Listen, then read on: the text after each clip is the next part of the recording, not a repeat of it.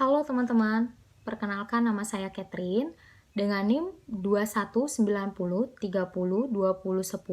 dari kelas A2. Di sini saya akan mengidentifikasi peluang dan pengembangan ide-ide dalam wirausaha. Area fungsi bisnis yang saya ambil, strategi tepat untuk pengembangan sumber daya manusia dalam perusahaan. Langkah-langkah yang pertama, identifikasi dan mengenali peluang.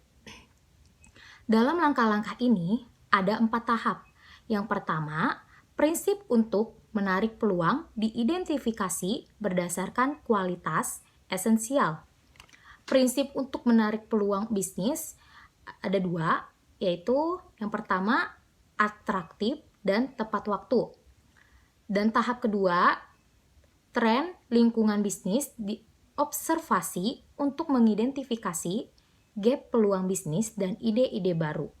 Tren lingkungan strategis ada 2. Yang pertama, kekuatan sosial, kecenderungan sosial budaya, perubahan demografi, apa yang dipikirkan orang.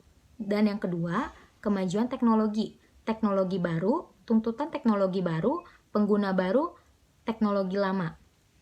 Tahap ketiga, karakteristik personil wirausaha dikenali untuk mengidentifikasi kesenjangan bisnis. Karakteristik personal wirausaha dapat mencakupi yang pertama, pengalaman.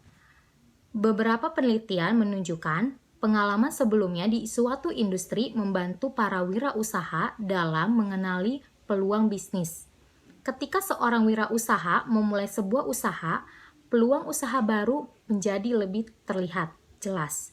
Hal ini disebut prinsip koridor, yang menyatakan bahwa ketika seorang wirausaha memulai usaha, dirinya memulai perjalanan menyusuri koridor, membimbing ke peluang-peluang usaha baru menjadi nyata. Yang kedua, faktor kognitif. Ada yang berpikiran bahwa para wirausaha memiliki indera keenam yang membuat mereka melihat peluang-peluang yang dilewatkan oleh orang lain. Indera keenam ini disebut entrepreneurial alertness, yang secara resmi didefinisikan sebagai kemampuan untuk melihat hal-hal pencarian yang disengaja.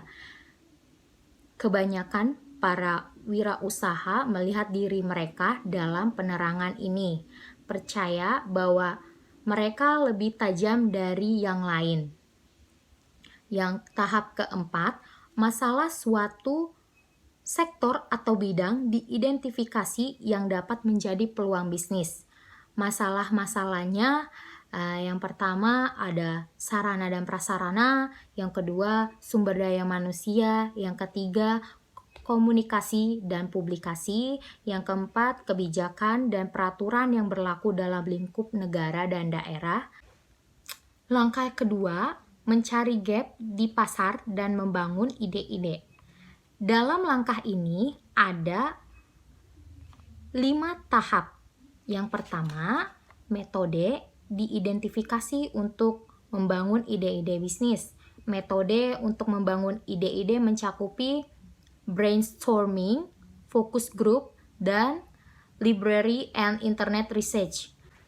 Tahap kedua, kesenjangan suatu produk atau jasa diidentifikasi sesuai dengan konteks pasar. Di sini saya ambil satu, yaitu kesenjangan kualitas. Untuk memudahkan proses koordinasi, meningkatkan kinerja karyawan secara optimal. Tahap ketiga, strategi mengisi gap pasar identifikasi berdasarkan hasil analisa kesenjangan. Strategi gap pasar yang saya ambil yaitu penetrasi pasar, menjual lebih banyak produk di pasar yang ada. Maksudnya untuk menjadikan suatu pedoman dalam menentukan program perekrutan, penyeleksian, dan kedisiplinan karyawan. Yang tahap keempat, tipe ide-ide diidentifikasi berdasarkan solusi-solusi yang ditawarkan. Tipe ide-ide menyelesaikan masalah, memberi kenyamanan, dan memberikan manfaat kesehatan. Dan tahap terakhir, ide-ide bisnis produk atau jasa diidentifikasikan untuk dikembangkan.